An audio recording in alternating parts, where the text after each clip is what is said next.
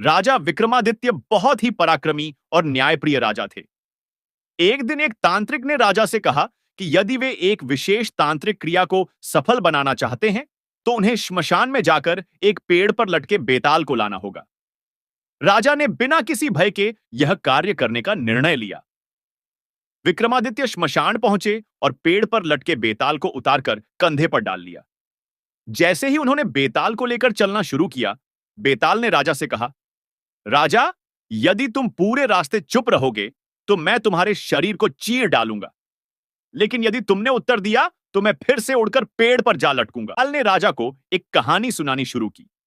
एक नगर में एक राजकुमार था, जिसका विवाह एक बुद्धिमान राजकुमारी से हुआ। एक दिन राजकुमार, राजकुमारी और उनका मित्र तीनों जंगल में घूमने गए। वहां अचानक राजकुमार की मृत्यु हो गई। राजकुमारी और मित्र उसके शव को लेकर लौटे। अब प्रश्न यह था कि राजकुमार की चिता को अग्नि कौन देगा?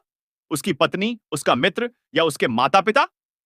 राजा विक्रम ने कुछ देर विचार किया और फिर उत्तर दिया, राजकुमार की पत्नी को ही चिता को अग्नि देनी चाहिए, क्योंकि पति के प्रति उसकी निष्ठा और प्रेम सबसे अधिक है। जैसे ही राजा ने उत्तर दिया, बेताल जोर से हंसा और फिर से उड़कर पेड़ पर जा लटक गया। राजा विक्रम ने बिना थके फिर से बेताल को कंधे पर उठाया और आगे बढ़े। इस तरह राजा विक्रम और बेताल के बीच 25 कहानियां और प्रश्न उत्तर का सिलसिला चलता रहा।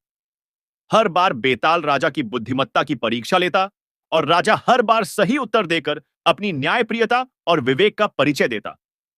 यह कहानियां हमें सिखाती हैं कि बुद्धिमत्ता, न्याय और सत्य के मार्ग पर चलना ही सच्ची वीरता है।